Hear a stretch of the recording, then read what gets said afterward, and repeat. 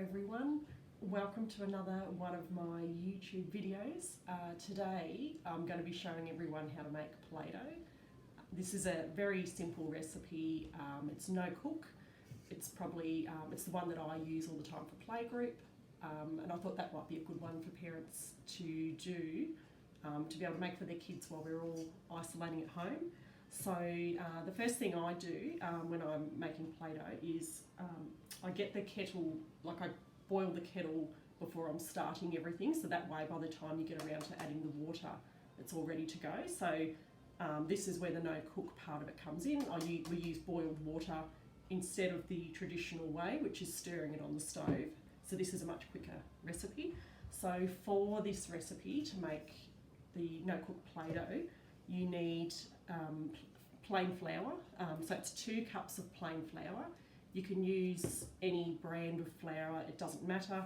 If you ran out of plain flour, you could use self-raising. It's whatever you've got in the cupboard. I tend to use plain flour. I just get home brand and it works just fine. So 2 cups of plain flour we use for that. As well as that, we use salt, it's a cup of salt. I just use the home brand table salt for that one, so a cup of salt. As well as that, we use crema tartar. So crema tartar is what makes the Play-Doh last, I suppose. So the crema tartar you can get from the supermarket. That's what it looks like. It's just a little tub, probably $3 or $4, I think that is. So it's 3 tablespoons of crema tartar. That's what it looks like. As well as that, we add oil.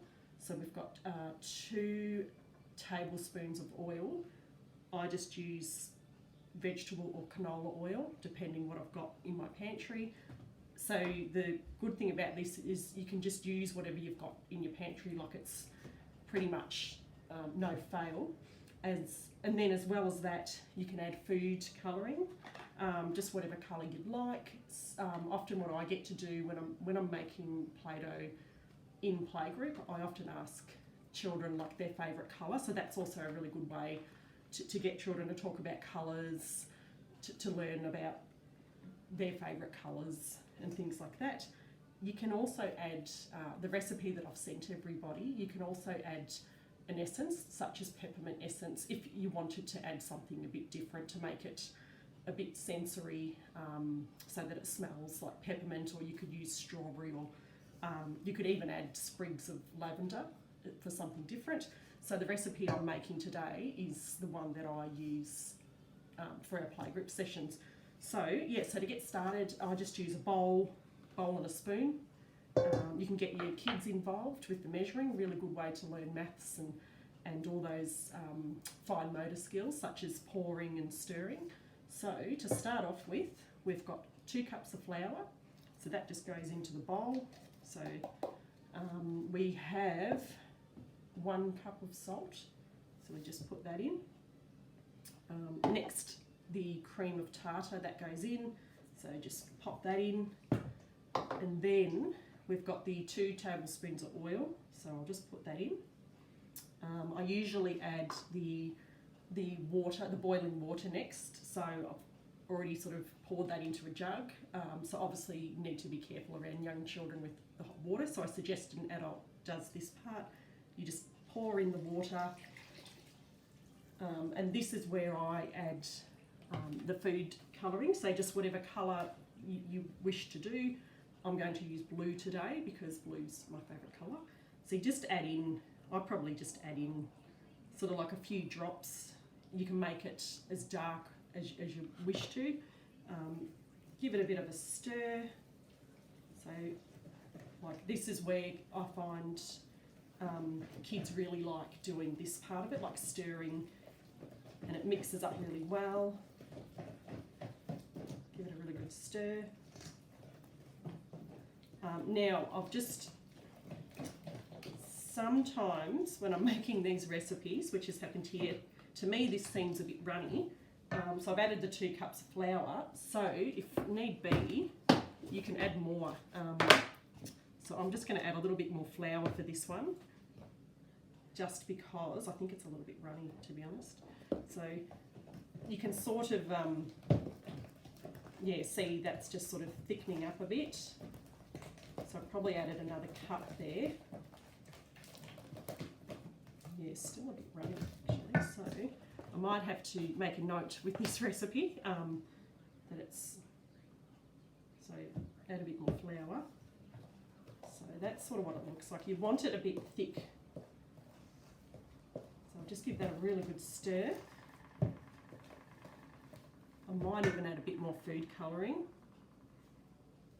because, just to make it a little bit more blue.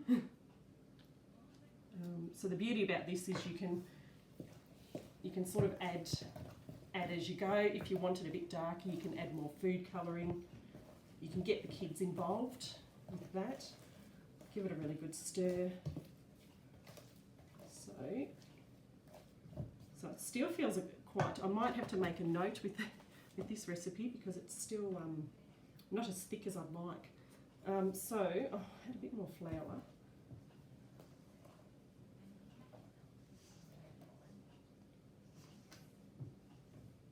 Give it a good stir. So that's sort of feeling a lot better.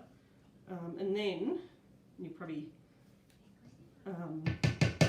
yeah, have a clean work surface ready. So I just sort of plonk it all onto like a breadboard or something. So I plonk it all on there, and then it's just a matter of kneading the dough.